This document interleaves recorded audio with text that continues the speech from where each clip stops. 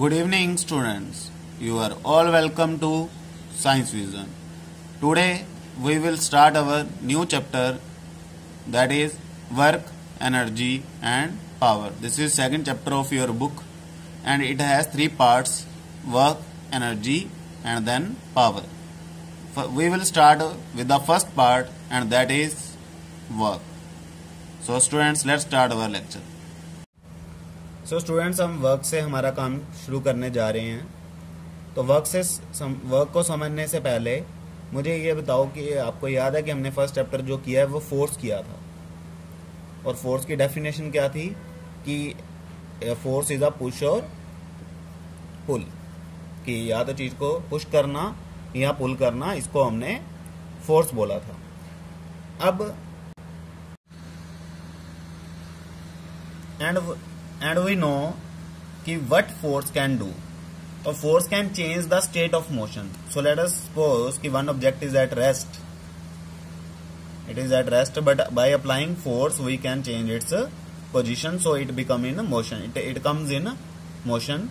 Or if object is in motion, so by applying force we can make it to be in rest.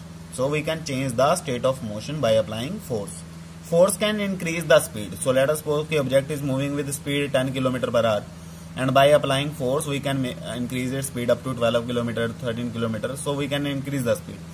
We can also decrease the speed by applying the brakes. Like car is moving with the speed, and after applying brakes we can decrease the speed of the car.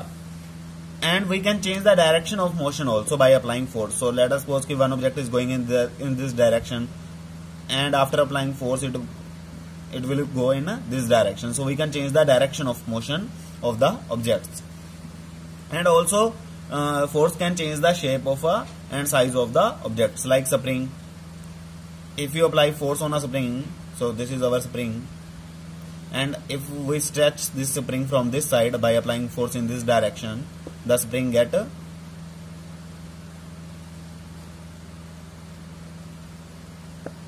stretched.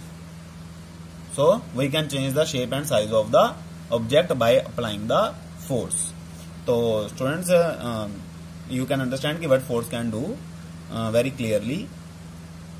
So from first case, if we consider first case only, तो इसमें force ने क्या किया था?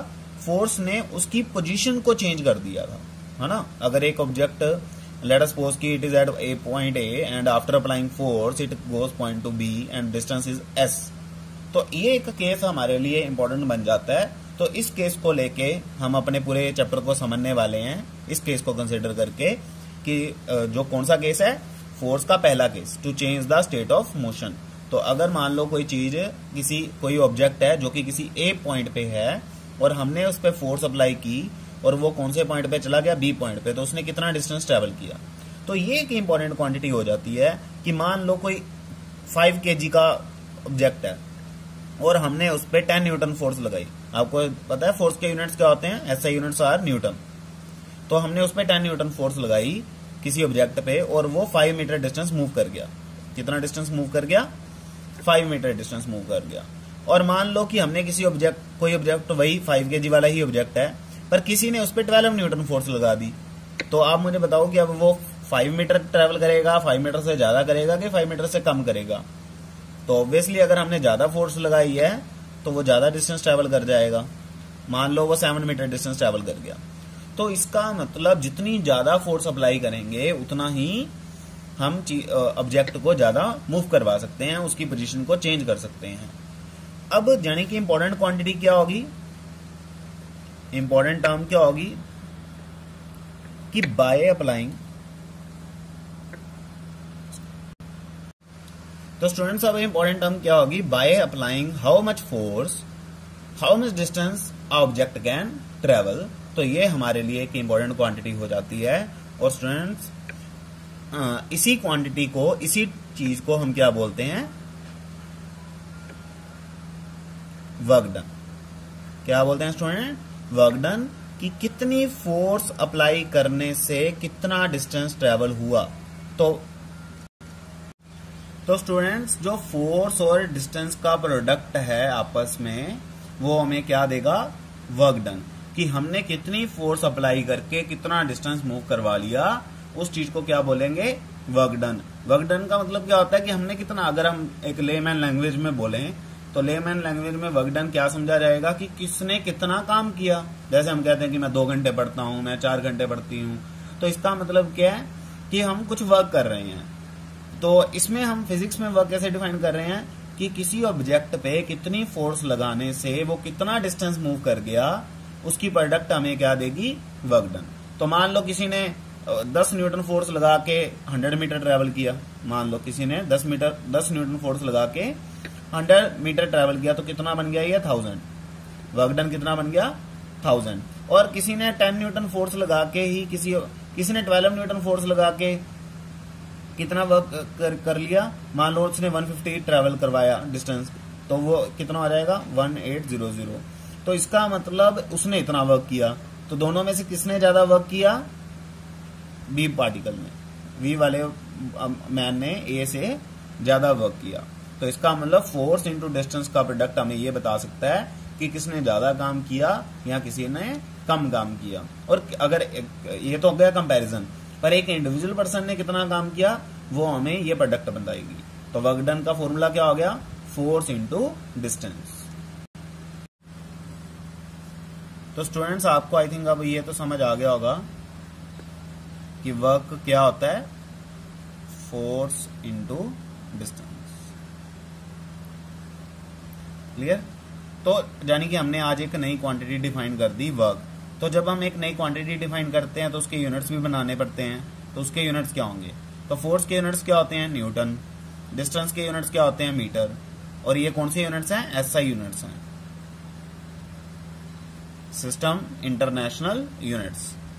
और इनको club करके, क्योंकि जो हम जानी कि जो यूनिट्स होते हैं वो साइंटिस्ट के नाम पे होते हैं मोस्टली, तो जो वर्क के यूनिट्स हैं वो भी एक साइंटिस्ट के नाम पे हैं और वो हैं जाउल। तो वर्क के यूनिट्स क्या हैं, जाउल, जो कि एनर्जी के यूनिट्स होते हैं। तो एनर्जी और वर्क के यूनिट सेम ही होते हैं, joule. Symbol is capital J. अगर तो आप नेम वाइज लिखना चाहते हो तो आप स्मॉल जे यूज करोगे, और अगर आप सिंबल के वे से यूज करना चाहते हो तो आप कैपिटल जे। तो आप लिखोगे 10 जाउल और 10 जाउल। इस तरह से नेमिंग करोगे आप, गलत मत करना, जे को ऐसे मत लिखना, ये गलत है, इस वे में गलत हो जाएगा। तो ये तो हो गए एसआई यूनिट्स। तो what are the SI units for work, that is joule. और CGS units, CGS unit smaller units होते हैं। तो उसके लिए फिर फोर्स के सीजीएस यूनिट्स क्या होते हैं, डायन। और उसके डिस्टेंस के सीजीएस यूनिट्स क्या होते हैं, सेंटीमीटर। Clear student. तो इसका मतलब, पर जैसे हमने इसका नाम किया कि एक तो न्यूटन मीटर हो गए और वो किसके बराबर है, 1 जाउल के। तो फिर 1 डायन सेंटीमीटर भी तो किसी के बराबर होगा, और वो होता है अर्ग के, ERG। तो ये सीजीएस यूनिट्स हैं वर्क के अर्ग। तो 1 जाउल और 1 अर्ग में, जैसे 1 न्यूटन इज इक्वल टू 10⁵ डायन होता है, और 1 मीटर 100 सेंटीमीटर के बराबर होता है। तो 1 न्यूटन मीटर किसके बराबर हो गया, 10⁵ इंटू 100 डायन सेंटीमीटर। और 1 न्यूटन मीटर को तो 1 जाउल बोला गया, और 10⁷ हो गया ये, और 1 डायन सेंटीमीटर को हमने अर्ग बोला है। तो इसका मतलब ERG। तो 1 जाउल इज इक्वल टू 10⁷ अर्ग। तो आई थिंक ये आपको क्लियर हो गया होगा यूनिट कन्वर्जन कि 1 जाउल इज इक्वल टू 10⁷ अर्ग। ओके स्टूडेंट्स, जब हम वर्क डन की बात करते हैं, अगर आपको फिर भी कुछ ना समझ आया हो तो आप मुझसे पूछ सकते हो पर्सनली। तो स्टूडेंट्स, अगर आपको मान लो कि हम वर्क डन को डेली लाइफ में यूज करें, तो वर्क डन के क्या मायने हैं, मीन्स क्या है। तो हम कहते हैं कि मैं 2 घंटे पढ़ी, 2 आवर्स मैंने स्टडी की, तो इसका मतलब वो भी तो हमने काम किया, ठीक है। हम खाना बनाते हैं, सारा कुछ करते हैं, वो सारा लेमैन की लैंग्वेज में वर्क है। पर फिजिक्स की लैंग्वेज में वर्क के मायने कुछ और हैं। फिजिक्स की लैंग्वेज ये कहती है कि अगर आप किसी ऑब्जेक्ट पे फोर्स लगा रहे हो और वो अपनी पोजीशन चेंज कर ले, तो इस चीज को वर्क बोला जाएगा कि वर्क डन हुआ है। तो work is set to be done when object changes its position. तो वर्क कब कहा जाएगा? Work is set to be done if object changes its position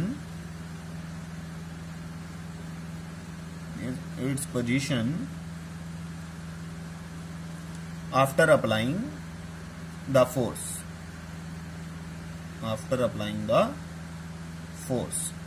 changes its position or travel some distance। तो अगर कोई ऑब्जेक्ट फोर्स अप्लाई करने के बाद कुछ डिस्टेंस ट्रेवल कर लेता है तो उसको हम क्या बोलते हैं कि वर्क हो गया। तो work is set to be done कब कहा जाएगा? तो अगर मान लो एक वॉल है और आप उस वॉल पे फोर्स लगा रहे हो, तो वॉल पे फोर्स लगाने से वॉल मूव करेगी? आपको लगता है नहीं करेगी। तो आप तो पर वर्क कर रहे हो ना, फोर्स लगा रहे हो उस पे, लेमैन की लैंग्वेज में सोचा जाए तो आप तो फोर्स लगा रहे हो, उसको धक्का पुश कर रहे हो, पर वो दीवार नहीं मूव कर रही। तो फिजिक्स क्या कहती है कि वर्क नहीं हो रहा बिकॉज वॉल डिस्टेंस मूव नहीं कर रही। तो इसका मतलब बाय अप्लाइंग फोर्स अगर कोई ऑब्जेक्ट डिस्टेंस मूव नहीं कर रहा तो वर्क नहीं गिना जाएगा। इसीलिए फोर्स का फॉर्मूला क्या है, वर्क का फॉर्मूला क्या है? Force into distance. तो इसका मतलब अगर फोर्स लग रही है पर डिस्टेंस नहीं मूव हो रहा तो वर्क डन क्या हो जाएगा? 0। Clear students? तो वर्क डन 0 भी हो सकता है, ये हमें समझ आता है। तो हमने क्या सीखा कि वर्क डन कैन बी 0,